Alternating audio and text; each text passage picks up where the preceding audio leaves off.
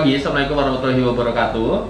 Selamat pagi Bapak Yudi Hermawanto. Pagi. Gitu ya. Assalamualaikum warahmatullahi wabarakatuh Pak Yudi. Saya Ismoro Pak Yudi. Saya di sini sebagai pengurus koperasi Sigap. Gitu ya. Saya sudah ditemani oleh Pak Yudi Hermawanto, yaitu anggota Security Guard dari PT Sigap Rimasraya, betul Pak? Iya, saya. Ya, dan bekerja di Akset di daerah Tamrin, betul, Jakarta Pusat. Gitu. Nah, kita ketemu lagi teman-teman di video kali ini. Ya, video kali ini kita akan tetap membahas sama inspirasi kisah untuk anggota security guard yang mulai memiliki wirausaha, ya. Dan itu akan membuat teman-teman juga mendapatkan nilai-nilai yang bagus, sehingga saya harap dari hasil teman-teman melihat video ini kita bisa saling berkolaborasi dan menginspirasi satu sama lain. Nah, Pak Yudi ini adalah tamu yang luar biasa. Dia adalah anggota security guard di PT Akset. Ya, kemudian dia memiliki usaha yaitu kantin, betul Pak? Siap. Itu kantin di salah satu kampus di Jakarta, dan luar biasa kantinnya ini juga sudah maju dan bisa menopang kehidupan keluarga dari Pak Yudi Hermawanto. Tapi kita nanti akan cerita itu berikutnya Pak. Siap. Oke, sebelumnya kita kenalan dulu nih Pak Yudi Hermawanto. Kalau boleh tahu Pak Yudi sudah berapa lama Pak bergabung dengan Sigap sebagai anggota security? Sudah sekitar 9 tahun. 9 tahun Pak, 9 tahun ya Pak. Oke. Suaranya nanti boleh dikerasin Pak, biar Ya. bisa lebih kedengeran. Kemudian rumah di daerah mana Pak? Di Bayaran Lama, Simpro. Kebayoran Lama, Iya. Simpro. Berarti kalau dari Kebayoran Lama menuju Jakarta Pusat gitu ya? Iya. Oke, pakai motor? Pakai motor. Pakai motor. Anak sudah berapa? 2. Oh, udah 2. Dua. SMP, SMA? Yang nomor 1 STM kelas 1, yang STM. baru 4 tahun. Oh, baru 4 tahun. Oke, yang STM bentar lagi kuliah berarti ya Pak? Iya. Luar biasa. Mau masuk mana nih kira-kira nih? Mantap, nanti tergantung dari anaknya. Tergantung dari anaknya ya. Orang tua nggak maksa lah ya. Enggak masalah. Disalahin nanti. Bro. Iya. Malah nanti nggak selesai juga. Iya, gitu. sesuai malah. Malah jadi ini apa namanya, nyesal nanti. Oke. Oke, Pak Yudi berarti tinggal bersama istri dan anak di Iya. rumah di Kebayoran Lama. Bayaran Lama. Oke, Kebayoran Lama. Apa namanya, sudah berapa lama tinggal di Kebayoran Lama? Memang asli situ? Bukan, saya aslinya dari Wonogiri. Wonogiri. Di Jakarta ngontrak di Bayaran Lama Simpro Gol 2. Oke. Jadi sekarang kontrak, Iya, masih ngontrak di Kebayoran Lama itu. Iya. Oke. Dari tahun kapan kontrak di situ? Dari tahun 2013-an. 2013. Nah. Oke.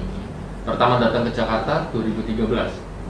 Belum, itu 2010-an lah, karena waktu itu belum kontrak di situ, masih Masih di Kampung Rawa. di Kampung Itu Rawa. aman. Oke. Setelah saya masuk Sigap, baru pindah ke kontrakan baru di Bayaran Lama. Mhm. Setelah pindah, terus ada ini dulu ada di Pertamina, Mhm. dia ngadain food court untuk kantin, jadi saya mencoba untuk ikut. Oke. Dikasih tahu sama tetangga, sama temen, jadinya saya ikut sama istri. Ya alhamdulillah, dari 32 yang ikut, cuma yang diambil cuma 12. Alhamdulillah saya waktu itu Masuk. Masuk. Oh, itu jadi ada seleksi gitu ya Pak? Ada ya? seleksi Oh, oke. Oke, nanti kita cerita Pak, kenapa akhirnya Pak Yudi Hermawanto ini bisa mulai untuk usaha, yaitu kantin, terutama nasi rames tadi. Iya. Ya, nanti kita akan cerita lebih jauh. Nah, tapi kalau boleh tahu nih Pak, ya teman-teman mungkin juga penasaran, gimana sih perjalanan Pak Yudi dari mulai pertama kali masuk anggota security guard, kenapa memilih menjadi anggota security guard atau satpam di Sigap? dulu waktu itu kan saya sebelum di Sigap saya di security yayasan lain. Oke. Terus ada teman-teman juga ngasih tahu, katanya, "Ya yuk ikut aja di Sigap, lumayan untuk itunya salary, istilahnya apa, kesejahteraan anggotanya ada, semua udah lumayan lah, bisa diandelin." Akhirnya saya resign dari yayasan lama, saya coba masuk ke Sigap. Ya alhamdulillah ikut masuk pendidikan di Cilengsi. Penempatan pertama waktu itu langsung di Hotel Mandarin. Oh, di hotel dulu. Di situ selesai sampai 4 tahun langsung pindah lagi ke Casablanca. Oke. Casablanca setelah selesai habis kontrak pindah lagi sampai sekarang di Akset Tamrin. Ya. Ya, berarti total dari awal sudah berapa tahun itu? Hampir kurang lebih 4 tahun, di ini 4 tahun, 8, sekitar 9 tahun. 9 tahun ya Pak ya, luar biasa. Tenang Pak jadi anggota security guard sekarang? Alhamdulillah senang, alhamdulillah, karena disikap juga apa yang saya inginkan, apa itu istilahnya tercapai lah. Oke. Jadi pelan-pelan apa yang Pelan-pelan walaupun Pak Yudi impikan bisa tercapai gitu ya. Masih. Betul. Oke. Tapi tentunya dengan usaha yang keras Iya, ya Pak ya. saya. Oke. Nah, saya juga pengen penasaran nih Pak, tahu nih ya Pak ya, pengen penasaran untuk tahu bahwa bagaimana sih Pak Yudi gitu ya, anggota security guard tetap dijalankan tapi juga punya usaha gitu. Padahal kan tahu sendiri ya, anggota security guard pasti punya shift kerja gitu ya Pak ya, punya shift kerja yang memang nggak bisa ditinggalin juga kan gitu ya Pak ya, karena kan berhubungan dengan customer gitu. Sementara usahanya juga tetap jalan, itu gimana Pak?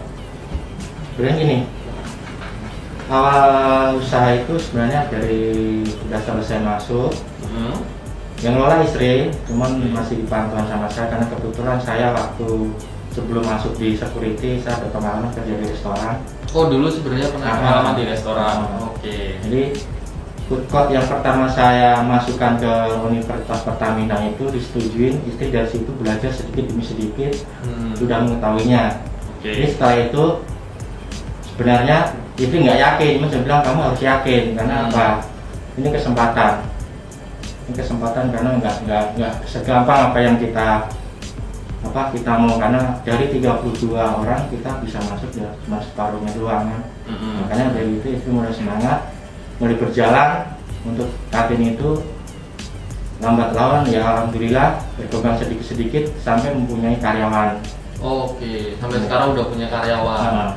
Oke, luar biasa. Dua. Oke. Bekerja dari Senin sampai Jumat. Iya, dari Senin sampai Jumat. Pagi sampai sore itu? Iya, sampai maghrib. Oh, sampai maghrib ya. Oke, luar biasa. Jadi memang perjalanannya juga nggak mudah ya Pak ya, dari awal sampai akhir ya Pak ya. Nah, kira-kira nih Pak, dari Pak Yudi, kenapa sih bisa tercetus gitu ya? Tiba-tiba kantin gitu Pak. Apakah hanya ketika ada kesempatan dari universitas tadi, atau karena Pak Yudi punya pengalaman di food court, atau ada alasan lain Pak? Pertamanya kalau pernah saya dari buat saya restoran dulu pernah ngasih wejangan ke saya, kalau kamu mau punya usaha, alangkah baiknya usaha itu makanan, karena makanan itu pasti semua orang akan mencari. Seperti itu. Nah, kebetulan dari wejangan dari bos saya dulu itu saya ingat. Nah, pas inget itu ada tawaran, makanya saya langsung iya, dan insya Allah yakin akhirnya sampai sekarang berjalan. Oke. Jadi ujangan dari bos dulu waktu bekerja di food court gitu. Iya.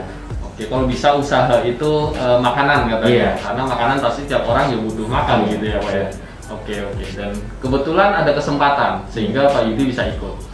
Nah, saat ada kesempatan tuh Pak, kan pasti mikir itu, waduh kita modalnya dari mana gitu ya.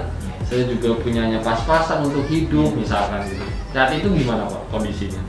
Waktu itu memang waktu saya pertama buka dari modal yang pas-pasan, terus karena saya udah dari karyawan sikap, sudah masuk dari security sikap, dan saya masuk sikap. Nah, dari sikap itulah ada koperasi menawarkan untuk pinjaman. Oke.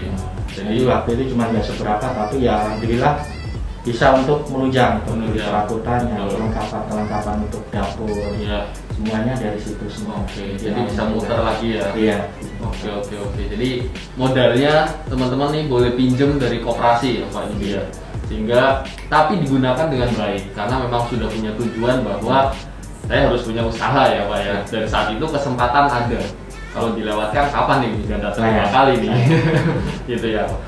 Terus akhirnya seleksi dari 60 lebih gitu ya orang yang ingin masuk ke situ, ternyata dipilih cuma 12. Iya. Gimana tuh prosesnya, boleh cerita tuh Pak?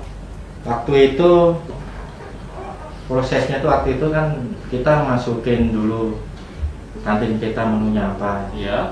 Kita masukin ke kantor universitas, waktu itu belum kampus ya. masih perkantoran. Masih Karena perkantoran. 2014 masih kantor.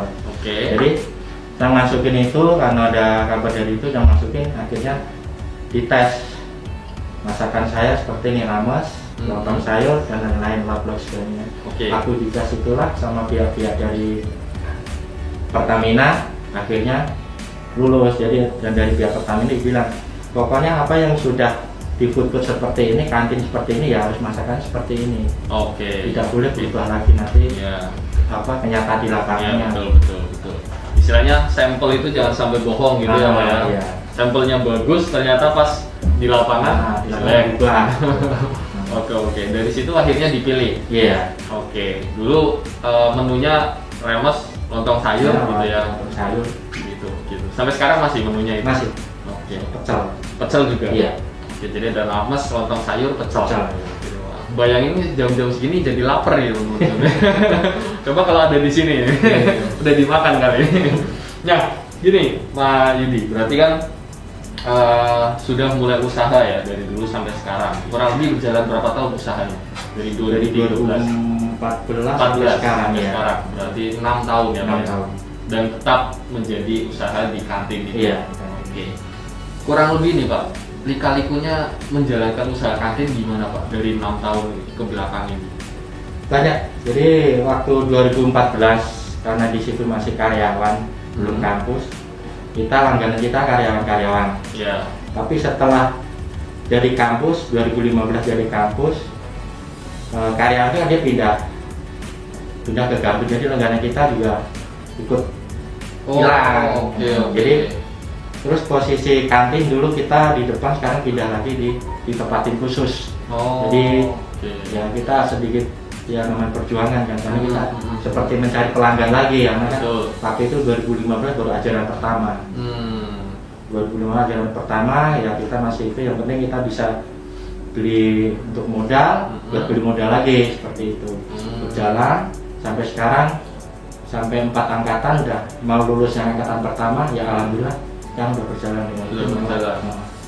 Dapat yang omset lumayan. Omsetnya juga lebih lumayan gitu ya Pak. Jadi dari dulunya perkantoran sudah punya pelanggan tetap, tiba-tiba kantornya pindah. Iya. Kantornya pindahnya, pelanggannya juga pasti pindah. Gitu, karena ganti kampus. Iya. Jadi harus punya pelanggan baru lagi, harus ngebangun lagi pelanggan. Tapi sampai sekarang sudah berjalan kurang lebih 4-5 tahun, sudah punya pelanggan tetap kembali. Mahasiswa dan omsetnya lumayan. Alhamdulillah. Berapa nih Pak kalau boleh tahu, kira-kira 1 bulan itu atau 1 hari deh angkanya? Kalau 1 hari, kalau hari normal ya, karena kita 1 minggu itu kan kadang kalau Senin sama Kamis itu kebanyakan mahasiswa puasa lah. Betul. Jadi hari Selasa, Rabu itu kan, jadi omset tuh sehari itu bisa 3 juta lebih, 3 juta setengah. 3 juta sampai 3 juta setengah. Itu omset 1 hari. 1 hari. Oke, luar biasa. Itu diurus dengan 3 orang. Iya, istri, anak buah 2, kalau saya pas lagi posisi libur ya ikut bantu. Oke, luar biasa. Itu kalau 3 juta sampai 3 juta setengah itu berapa ratus piring yang habis itu Pak? Ya, ini. Ribuan piring kali ada. Kalau pas jam makan itu, kalau aku piring habis ya mau nggak mau kita kasih styrofoam aja. Oh, styrofoam aja. Karena di kampus itu kalau kita nggak cepet juga, mungkin mereka nggak mau nunggu lama, bisa takutnya kabur. Iya, betul. Jadi memang harus cepet ya. Inisiatif lagi. Iya, udah disediain gitu kan ya. Oke. Ini luar biasa nih teman-teman. Jadi omsetnya bisa 3 juta sampai 3 juta setengah per hari gitu ya. Bayangin kalau rata-rata ambillah 3 juta kalau 1 bulan gitu ya, dalam waktu kerja 5 hari atau 20 hari itu bisa 60 juta ya Pak ya, kurang lebih itu omset. Keuntungan bersihnya Pak, kalau 3 juta sampai 3,5 itu bisa dapat berapa 1 hari Pak? Kalau kita omset itu, kalau kita bisa 3,5 juta, kita bersih ya 1.200.000. 1.200.000 1 hari. Itu udah hari Senin, hari Jumat kan agak sedikit turun, jadi 2 juta paling kita 700. Oke. Itu sudah istilahnya itu bersih untuk bapak dan istri, sudah dikurangi dengan membayar modal sama gaji karyawan dan modal. Mereka gaji karyawan itu mintanya kadang mingguan, ada yang harian juga. Luar biasa. Karena memang bisnis makanan sangat menguntungkan ya Pak ya. Luar biasa. Karena memang itu sangat dicari Iya. gitu. Oke. Siap capek aja sebenarnya. Siap capek ya. Gimana capeknya? Berangkat pagi ke pasar Iya, gitu. karena beli. selepas subuh. Selepas Jadi, subuh. jadi subuh itu kadang kalau istri udah ke pasar belanja langsung ke kantin, karena dari awal tuh memang kantin saya itu memang dari sarapan sering dipakai langganan sarapan. Oke. Nah dari semua lah, dari semua karyawan, dari dosen, mahasiswa, cleaning, saya karena memang dari awal tuh pagi, karena kebetulan cuma kantin saya yang bisa buka pagi hari. Jadi untuk yang lain kadang bukanya jam 7, jam 8. Kalau saya bisa pas subuh udah ada di kantin, kita udah persiapan. Udah persiapan Nah, gitu ya. Oke, luar biasa. Jadi dari habis subuh itu, lepas subuh itu harus Iya. sudah benar-benar persiapan di sono. Iya, siap. Berarti belanjanya kan harusnya sebelum subuh dong. Iya, sekitar jam 4. Jam 4. Nah, jam 4 belanja. Belanja, langsung selesai ke kantin. Setelah kantin, sholat subuh dulu di kantin. Kemudian ada musola di sana. Setelah subuh baru kita mulai untuk persiapan sarapan pagi. Masih mahasiswa yang pada jam pagi, Jam masih pagi gitu pada sarapan di situ. Sarapan di situ. Oke, luar biasa. Tapi untungnya sekarang istri sudah fokus ke situ ya Pak ya. Iya, Oke, dan anak yang 4 tahun ikut juga berarti dong Pak ya. ikut. Iya. Oke. Jadi bukan jadi halangan dong ya Pak ya. Nah, jadi kebetulan kantin juga gak turun, jadi untuk istirahat bocah ada lah. Masih bisa. Oke. Bayar sewanya berapa Pak? 1 bulan kantin? Untuk sebulan itu 900. Oh 900 ya. Untuk listriknya 200. Listrik 200, Iya. kurang lebih 1.100.000. 100. Itu udah sama air juga. Iya, lengkap semua. Ya masih sangat tutup ya dengan Iya. keuntungan bersih yang didapat ya Pak ya. Iya. Luar biasa. Oke. Nah dalam wirausaha nih Pak, gitu ya. Pasti kan dalam 4 tahun itu apa istilahnya punya keinginan gitu ya, punya keinginan pasti wah saya perlu lebih nih, buka cabang lagi nih, buka cabang gitu. Ada nggak keinginan ke situ Pak? Sebenarnya ada untuk keinginan seperti itu. Dulu juga ada tawaran di Kompas Gramedia.